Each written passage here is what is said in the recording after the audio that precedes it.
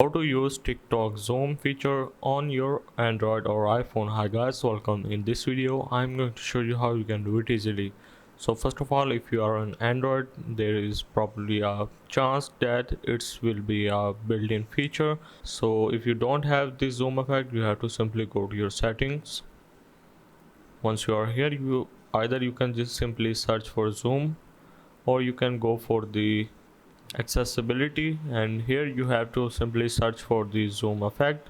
So in my case, if I search for zoom, there is only one option which is saying pinch to zoom conversation text, which is enabled. So if you are on Android and if you don't have that zoom effect, you have to simply enable this.